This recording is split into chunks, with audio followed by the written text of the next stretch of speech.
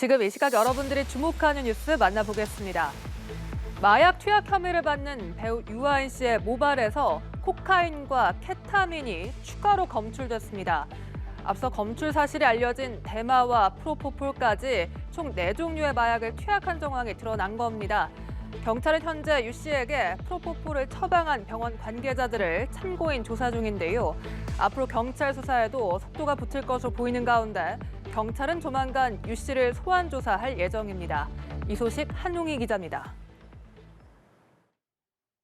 지난달 5일 해외 입국 당시 공항에서 마약 검사를 받은 배우 유아인 씨. 국립과학수사연구원 정밀 감정 결과 유 씨의 모발에서 검출된 마약류 성분은 모두 4종류인 것으로 확인됐습니다. 앞서 검출 사실이 알려진 프로포폴과 대마뿐 아니라 코카인과 케타민 성분도 양성 반응이 나온 겁니다. 코카인은 필로폰, 헤로인과 함께 3대 마약으로 꼽힙니다. 심각한 환각 증상을 유발하고 중독성도 높아 가장 위험한 마약으로 알려져 있습니다. 전신 마취제의 일종인 케타민은 성범죄에 자주 사용되는 약물입니다. 유 씨에게서 4가지나 되는 마약류 성분이 검출되면서 경찰 수사는 속도가 붙을 것으로 보입니다. 경찰은 현재 유 씨에게 프로포폴을 처방한 병원 관계자들을 참고인 조사 중입니다. 경찰이 파악한 유 씨의 프로포폴 투약 횟수만 최근 2년간 100차례가 넘습니다. 특히 2021년에만 73차례, 4,400ml의 프로포폴을 투약한 것으로 확인됐습니다. 경찰은 참고인 조사가 끝나면 유 씨를 피의자 신분으로 불러 마약 투약 경위 등을 조사할 예정입니다. 연합뉴스TV 한웅입니다. 오늘은 새학기가 시작하는 첫날이었죠. 코로나 유행 안정화 속에 전국 초중고교가 개학했습니다. 확진자와 위중증 환자, 사망자 모두 감소세를 이어가며 겨울철 유행이 막바지에 다다르고 있는데요. 일상 회복 기조에 학교 내 방역도 다소 완화된 상황에서 개학 이후 유행 흐름이 얼마나 달라질지 방역 당국은 예의주시하고 있습니다. 완화된 코로나 방역이 시험대에 오른 겁니다. 이 내용은 김민혜 기자입니다. 신규 확진자는 7,561명으로 한 주 전보다 약 3,000명 줄었습니다. 3.1절 휴무로 검사 건수가 소폭 줄어든 영향을 반영하더라도 확진자와 위중증 환자, 사망자 모두 감소세를 이어가며 겨울철 유행은 막바지에 다다르고 있습니다. 이런 가운데 본격적으로 시작된 새학기가 향후 유행에 얼마나 영향을 줄지가 관심사로 떠오르고 있습니다. 방역당국은 과거 새학기가 시작되는 3월 초부터 4월까지는 확진자가 다소 느는 경향이 있다고 분석한 바 있는데 올해부터 자가진단 앱은 신속 항원 검사가 양성이거나 확진일 때만 활용하도록 하고 교실 내 마스크 착용은 학교 자율에 맡기도록 바뀌면서 완화된 코로나 방역이 시험대에 올랐다는 평가입니다.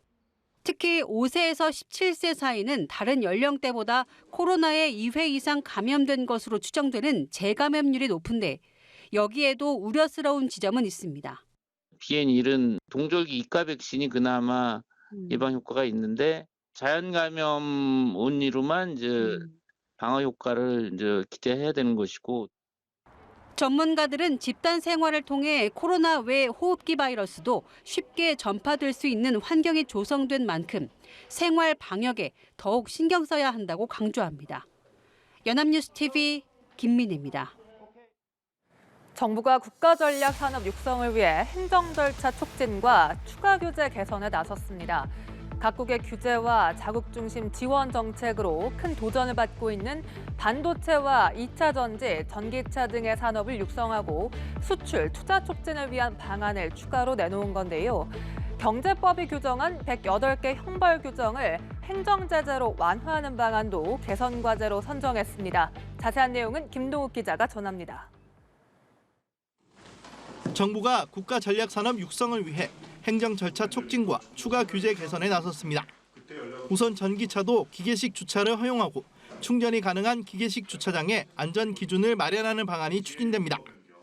규제로 막힌 사업 현장의 애로 해소도 함께 추진하는데 당진 액화 천연가스 생산 기지 건설 사업은 90일까지 걸리는 행정 절차들을 동시에 진행해 소요 시간을 한 달 단축했습니다. 충무고창 2차 전지 공장 건설에선 안전성 검증을 통해 건축물 철거 재시공 없이 공사를 계속할 수 있게 했고 2차 전지 R&D 센터 증설 시에는 부지 용도 변경을 허용했습니다. 이번에는 규제와 행정 절차 지연 등 총 9건의 현장 애로를 해소함으로써 2차 전지, 전기차, 청정 에너지 등 분야를 중심으로 총 2조 8천억 원의 투자를 창출하고 약 12,000명의 고용을 이끌어냈습니다. 반도체 수출 지원을 위해선 복합 물류 보세 창고 제도를 신설합니다. 보세 제도는 수출 기업의 외국 원재료 수입 신고와 관세 납부를 보류해주는 제도로 지난해 반도체 수출 93%가 이 제도를 활용했지만 까다로운 화물 관리 절차 개선 요구가 잇따랐습니다. 이를 통해 반도체 수출 기간 단축, 물류비 절감과 해외 소재 반도체 글로벌 물류센터의 국내 이전이라는 긍정적 효과가 기대됩니다. 경제법상 형벌 규정 완화도 2차 과제로 108건을 선정했습니다. 시정 조치를 먼저 부과하거나 형벌을 과태료로 낮추는 등 87개 규정은 행정 제재 위주로 바꾸고 21개는 형량을 낮출 방침입니다. 연합뉴스TV 김동욱입니다. 현지 시간으로 지난달 28일 그리스 중부에서 열차 2대가 정면으로 충돌하는 사고가 있었죠. 최소 40명이 숨지고 85명이 다치는 등 100명이 넘는 사상자를 낸 그리스 열차 충돌 참사의 원인을 놓고 조사가 진행 중입니다. 사고의 책임을 지고 사의를 표명한 교통부 장관은 21세기에 맞지 않는 이 철도 시스템을 언급했는데 노후한 시스템으로 인한 인재라는 지적이 나옵니다. 한미희 기자입니다.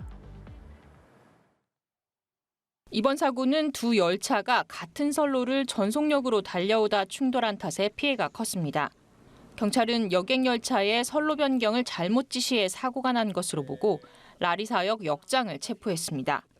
참사 현장을 둘러본 총리는 전문가에 의한 독립적인 조사를 약속하면서도 사고 원인에 대해 비극적인 인재로 보인다고 말했습니다.